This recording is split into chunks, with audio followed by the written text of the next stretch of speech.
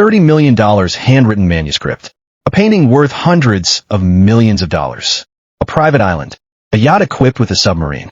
At first glance, these purchases look impossible to understand. Why would someone spend more money on a single object than most people could earn in several lifetimes? But when you study the financial decisions of the ultra-wealthy, you discover something interesting. Billionaires are not always buying things simply because they are expensive. They're often buying something much deeper. They are buying scarcity. They are buying influence. They are buying ownership. And sometimes, they are buying assets that represent power, identity, and long-term value. The way extremely wealthy people spend money reveals important lessons about finance, investing, psychology, and the difference between being rich and building lasting wealth. Today, we are examining some of the strangest billionaire purchases ever made and breaking down the financial principles behind them. Because the real lesson is not about the expensive objects. The real lesson is understanding how wealthy people think about money. One of the clearest examples of this mindset is the way billionaires approach rare assets.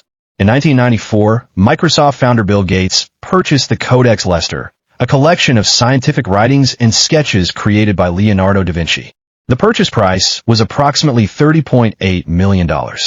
To many people, spending tens of millions of dollars on an old manuscript might seem irrational. After all, it does not generate monthly income like a business. It does not produce products.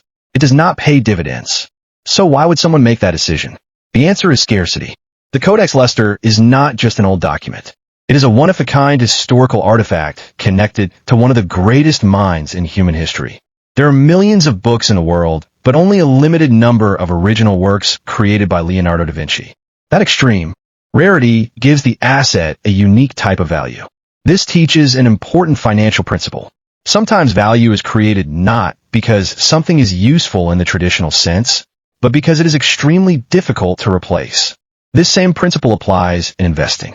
Certain assets become valuable because supply is limited and demand remains strong. This is why wealthy investors often look beyond traditional investments like stocks and bonds. They explore alternative assets such as rare art, collectibles, historical items, and unique real estate. However, there's an important difference between investing and simply spending. Buying something expensive does not automatically make it a smart investment. A rare asset requires research, knowledge, and an understanding of the market. Another example is billionaire investor Ken Griffin, founder of Citadel. Griffin has reportedly spent hundreds of millions of dollars acquiring famous works of art, including paintings from artists such as Willem de Kooning and Jackson Pollock.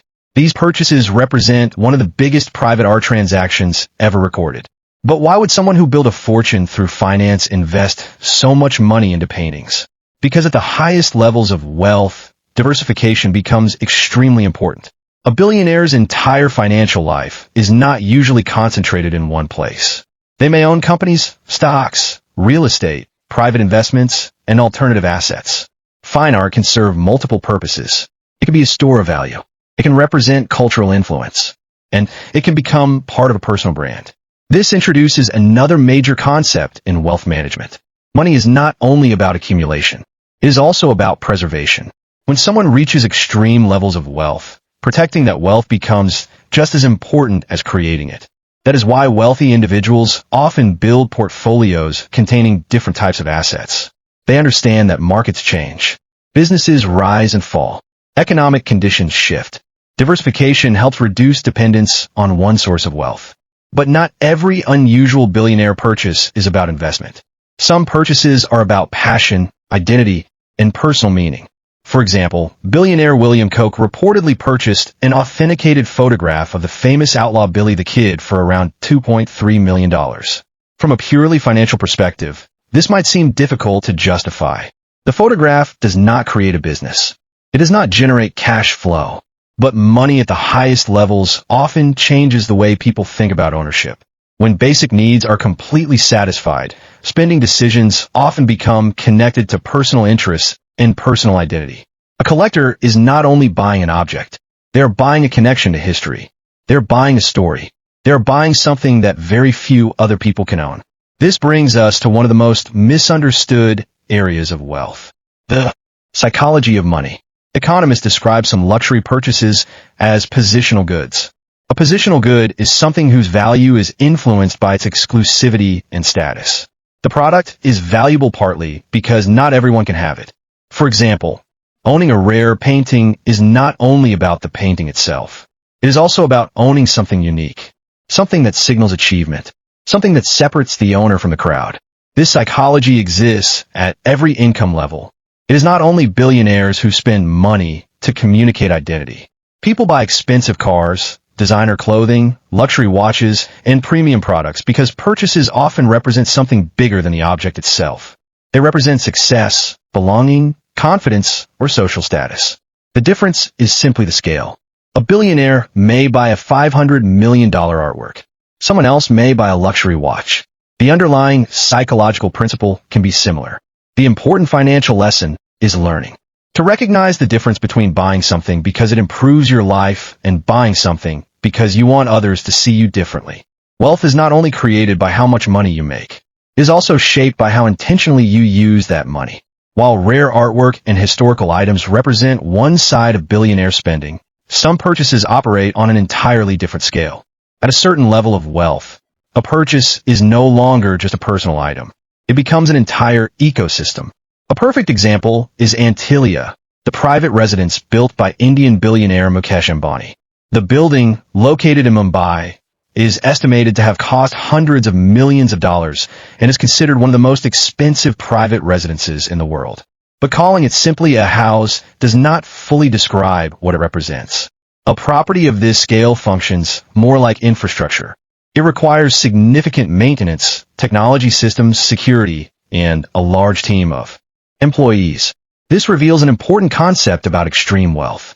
At higher levels of financial success, wealthy individuals often stop buying individual products and start buying systems. They buy businesses. They buy properties. They buy networks. They buy control over environments. The difference between ordinary consumption and billionaire consumption is often scale. A person may buy a home for comfort. A billionaire may build a property that becomes an operation requiring management, resources, and planning. Another example is the world of superyachts. Roman Abramovich's yacht, Eclipse, became famous because of its size, luxury features, and reported security systems, including multiple helicopter facilities and a private submarine. To many people, a billion-dollar yacht seems like the ultimate symbol of unnecessary spending. But from a financial perspective, these purchases reveal something interesting about wealth. For extremely wealthy individuals, money often buys access and privacy. A yacht is not only transportation. It can become a private environment where business meetings, networking, and personal activities happen away from public attention. This is why wealthy individuals often place value on assets that provide control. Control over time. Control over location. Control over access. The same principle can be seen in billionaire investments in land and entire communities. Oracle founder Larry Ellison purchased a large portion of the Hawaiian island of Lanai. While the purchase was unusual, it demonstrates another strategy used by wealthy investors: owning entire environments. Instead of owning one small asset, they own the surrounding ecosystem. This idea appears frequently in business. The largest companies in the world often succeed because they control entire systems. Technology companies control platforms. Retail companies control supply chains. Financial companies control networks. Ownership creates influence. However, billionaire spending is not only about strategy. Sometimes, it is simply about personal expression. One famous example is hedge fund billionaire Steve Cohen's purchase of Damien Hirst's artwork featuring a preserved tiger shark inside a tank of formaldehyde. The artwork reportedly sold for millions of dollars. To some people, this purchase appeared strange. But the world of contemporary art shows how value can sometimes be created through ideas, reputation, and cultural influence. The artwork was not valuable because of the physical materials alone. Its value came from the artist, the concept, scarcity, and the attention surrounding it. This teaches another financial lesson. Markets are not always based purely on production cost. Perceived value plays a major role. Companies around the world use this principle every day. Luxury brands do not only sell products. They sell identity, reputation, and emotion. The same psychology that influences luxury markets also influences billionaire purchases. But there is an important lesson here. Not every expensive purchase is financially intelligent. A common mistake people make is looking at wealthy individuals and assuming every decision they make must be a smart investment. That is not true. Even billionaires make emotional decisions. They make purchases based on passion, ego, curiosity, and personal interests. Having money does not remove human psychology. It simply increases the size of the decisions. This is why understanding behavioral finance is so important. Money decisions are not always logical. They are influenced by emotions, beliefs, experiences, and personal goals. So what can everyday investors and entrepreneurs learn from these unusual purchases? The first lesson is that wealth is built through ownership. Most billionaires did not become wealthy by simply saving money. They created or acquired assets. They owned companies. They owned investments. They owned intellectual property. They owned things that could grow in value over time.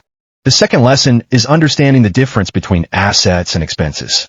A wealthy mindset asks, will this purchase create value, protect value, or simply consume value? That question applies whether you are managing millions of dollars or your first paycheck. The third lesson is about intentional spending. The psychology behind billionaire purchases exists at every financial level. Many people increase their lifestyle every time they earn more money. A higher salary leads to a more expensive car. A bigger income leads to unnecessary expenses. But building wealth requires a different mindset. The goal is not simply to look wealthy. The goal is to become financially stronger. A person can own expensive things and still have poor financial habits.